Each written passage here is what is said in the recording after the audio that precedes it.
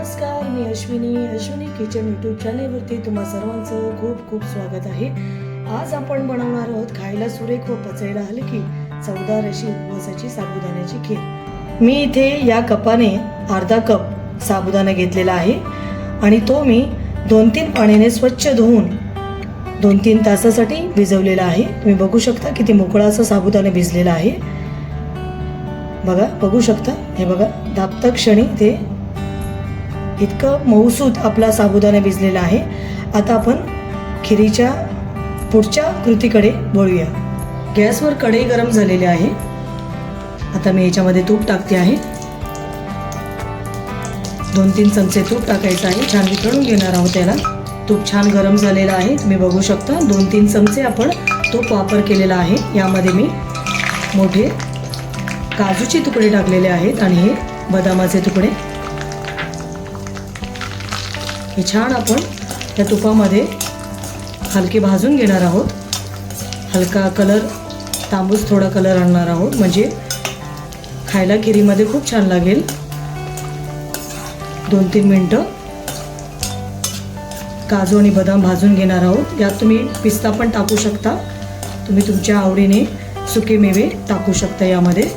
काजू आणि बदाम आपले छान तळून झालेले आहेत. तुम्ही बघू शकता याचा रंगही चेंज झालेला आहे. आता हे आपण एका वाटीमध्ये काढून घेणार आहोत. हे कमी गॅसवर तुम्हाला हे सर्व करायचं आहे. बघा, कुरकुरीत तळून घ्यायचं आहे. या पद्धतीने एका भांड्यात आपण काढणार आहोत.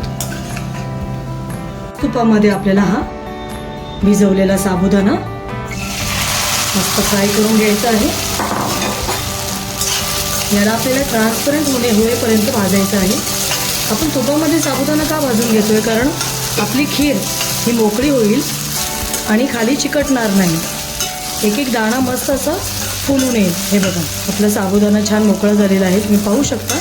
आता याचमध्ये आपण 1 लिटर दूध टाकणार आहोत. ते पण मी फुल फॅट दूध आणलेलं आहे. ते एवढूशा अर्धा कप साबुदाण्यासाठी 1 लिटर दूध पुष्कळ झालं. दूध मी कच्चंच घेतलेलं आहे, मी तापवलेलं नाही आहे दुधाला. 1 लिटर दूध मी यामध्ये फुल फॅटचं टाकलेलं आहे, तुम्ही पाहू शकता. आता आपल्याला या साबुदाण्याला छानपैकी या दुधामध्ये शिजवून घ्यायचं आहे. मोकळं करायचं आहे आपल्याला. आपण यामध्ये दूध टाकलेलं आहे, पाहू शकता. आणि हे दूध आपण आटवायचं आहे आणि आपला हा साबुदाणा जो आहे आतमध्ये टाकलेला तो छान आपल्याला शिजवून घ्यायचा आहे. ट्रान्सपरंट मस्त असा. तुपामध्ये साबुदाणा भाजल्याने काय होतं माहिती आहे? साबुदाणा असं खाली चिकटत नाही आणि आपला मोकळा साबुदाणा वरतून तरंगतो, छान दिसतो आणि आपला खीर जी आहे ती मलाईदार होते. म्हणून आपण पहिला साबुदाणा तुपामध्ये भाजून घेतलेला आहे. आणि मग आता बघू शकता दूध छान आटवायचं आहे. हे सगळं मध्यम आचेवर आपल्याला मध्यम आचेवर गॅस करायचा आणि हे छान दूध आपल्याला आटवून घ्यायचं आहे. छान 5-7 मिनटं आपल्याला हे दूध आटवून घ्यायचं आहे. खिरीला छान शिजवून घ्यायचं आहे. आपली खीर एकदम छान मलाईदार होते, म्हणून मी फुल फॅट दूध यूज केलेलं आहे. अगदी म्हणाल तर 5-7 मिनटं झालेली आहेत आणि आपला साबुदाणा कसा शिजला तो ओळखायचा. साबुदाणा बघा वरती तरंगतोय, याचा अर्थ साबुदाणा आपला पूर्णपणे शिजलेला आहे.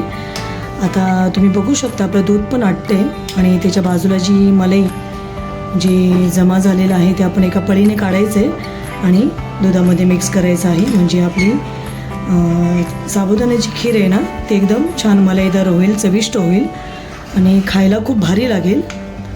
पाहू शकता. आता मी यामध्ये थोडंसं दूध घेऊन मी केशर भिजवले होते, ते आपण टाकणार आहोत. यामध्ये 1 चमचा दुधामध्ये मी काही केशर भिजवले होते, ते मी या खिरीमध्ये टाकणार आहे. मी केशरच्या काड्या टाकलेल्या आहेत खिरीमध्ये, तुम्ही पाहू शकता. म्हणजे आपल्या खिरीला छान रंग येईल. मस्त अशी केशर मी यामध्ये टाकलेले आहेत. इथे मी अर्धी वाटी साखर घेतलेली आहे.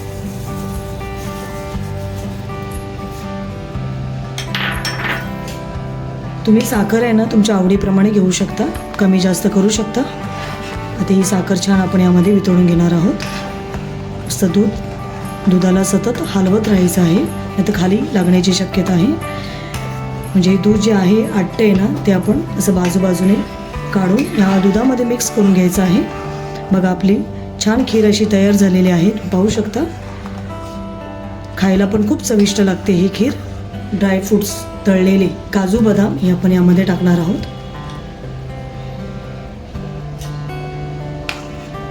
छान मिक्स करून घेऊया.